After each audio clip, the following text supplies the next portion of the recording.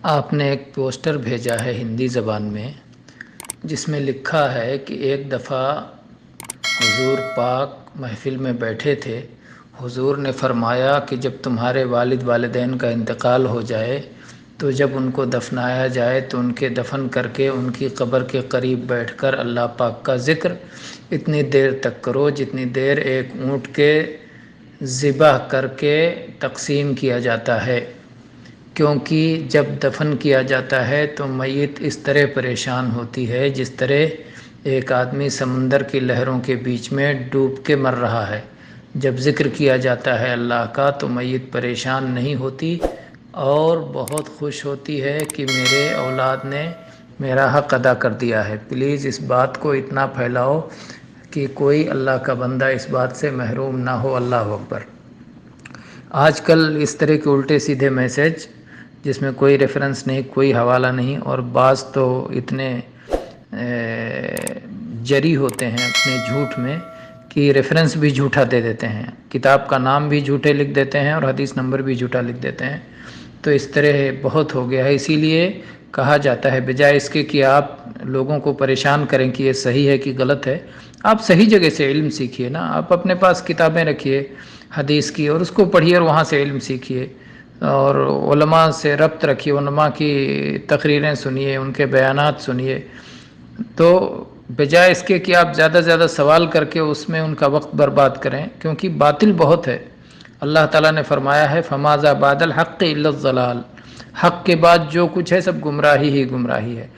اور اللہ نے حق بیان کر دیا قرآن پاک میں، تمام گمراہیوں کو نہیں بیان کیا، بڑی بڑی گمراہیوں کو اور مشہور گمراہیوں کو بیان کر دیا، اس لیے کہ انسان کی عمر کم ہے اور وقت بہت کم ملا ہوا ہے۔ کم وقت میں آپ چاہیں کہ اس دنیا میں جتنے باطل ہیں، جتنے گمراہیاں ہیں، سب کا رد کیا جائے ایک ایک کو ڈھونڈ ڈھونڈ کے، تو ایسا نہیں ہو سکتا۔ اس لیے ایسا نہیں ہونا چاہیے کہ کوئی بھی شخص گروپ میں کوئی بھی باطل اور جھوٹی بات ڈالے اور اس کے بعد پھر کہے کہ یہ سچ ہے یا جھوٹ ہے۔ نہیں، ایسا نہیں کرنا۔ آپ نے جھوٹ کو پھیلا دیا، کتنے لوگ آپ کا وہی پڑھ پائیں گے اور اس کا جواب اور اس کا رد نہیں دیکھ پائیں گے۔ اس لیے براہ کرم ایسی چیزیں شیئر بھی نہ کریں۔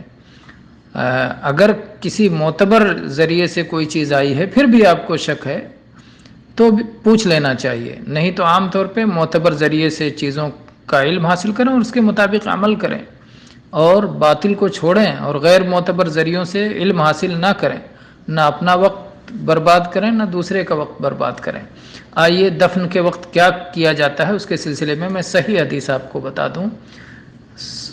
سنن ابی داؤد حدیث نمبر 3223، عثمان ابن عفان رضی اللہ عنہ کی روایت ہے، کہتے ہیں کان النبی صلی اللہ علیہ وسلم اذا فرغ من دفن المیت وقف علیہ فقال استغفروا لاخیکم وصلوا له التثبیت فانه الآن يسأل۔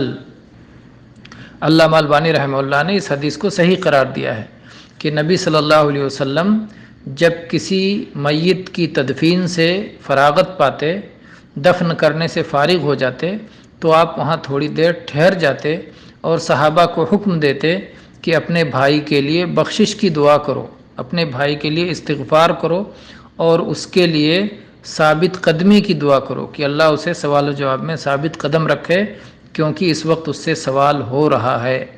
تو یہ حکم دیتے تھے۔ اس سے معلوم ہوتا ہے کہ تدفین کے بعد تھوڑی دیر رک کر کے لوگوں کو میت کے لیے دعا کرنی چاہیے، اپنے اپنے طور پر ہر کوئی میت کے لیے استغفار اور ثابت قدمی کی دعا کرے۔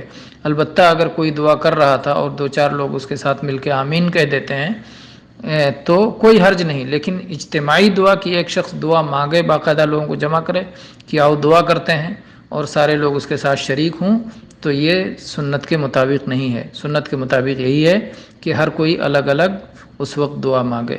واللہ تعالی عالم، صلی اللہ علی نبینا وسلم۔